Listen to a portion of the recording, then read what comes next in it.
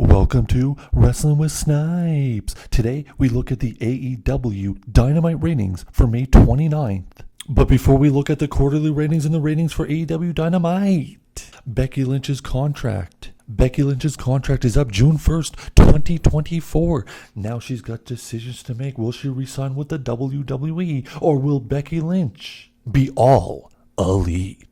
Also in contract news, it's been reported that Chad Gable, his contract is coming up. So will Chad Gable return to the WWE, or will Chad Gable be the next star that goes all elite?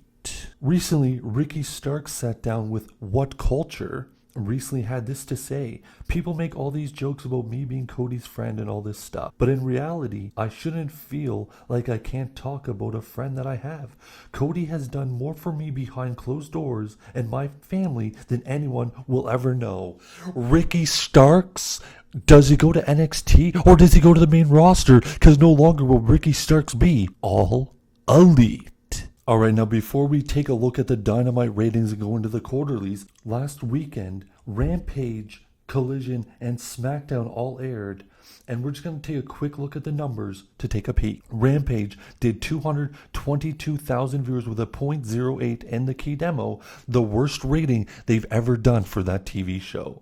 Collision did 415,000 with a .15, which is pretty similar to the norm which they do. And Friday Night SmackDown finished with 2.15 million and a 0.56 Friday night. Just to take a quick dive into the Rampage ratings, where they had the lowest viewership of history, finishing with 222,000 and a .08. They did start with 242,000 quarter one, quarter two 210,000, quarter three 202,000, and up 15% to 233 in the fourth quarter. Alright, and now what everybody's been waiting for, the Dynamite ratings.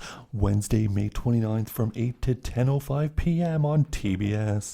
They finished with 787,000 viewers and a .25 in the key demo. Was expecting a little bit more where there was no NBA playoff competition, but anyways, not a terrible number, not a great number compared to how they were a year ago, over 800,000, and a year before that, over 900,000. And now let's take a look at the quarterly ratings. Quarter one, 8 to 8:15, Mercedes Moné live promo, Angle with the attack of Sky Blue, Double or Nothing recap, and Kill Switch versus Swerve Strickland, 931,000 viewers. That's actually a lot higher than they've started the last few weeks. I think the NBA is taking away from the Big Bang Theory fans, and we're here for it.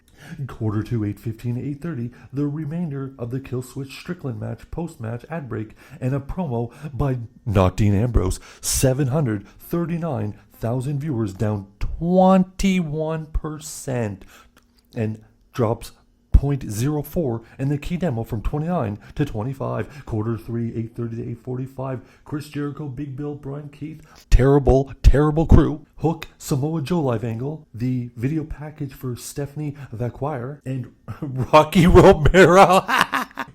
Rocky Romero versus John Moxley, 787,000 viewers. That's up 6% from the previous quarter. 8:45 to 9 p.m. The finish of that match with Rocky Romero and Moxley, a backstage interview with Hook and Samoa Joe, as well as the Don Callis Orange Cassidy live angle with Trent Beretta, 689,000 viewers, down 12% from the previous quarter. Now we've hit the big 9 o'clock hour, 9 o'clock to 9:15. The finish of that terrible segment with Trent Beretta, Cassidy, and Callis, as well as Statlander and Stokely Hathaway backstage interview, and the Daniel Garcia Matt Menard backstage angle, which is actually an interview, plus the beginning of Mercedes Moné and Sky Blue one-on-one for the TBS Championship. 779,000 viewers. That's up 13% from the previous quarter. And 9:15 to 9:30, the finish of the Mercedes Moné Sky Blue match, as well as the post-match stare down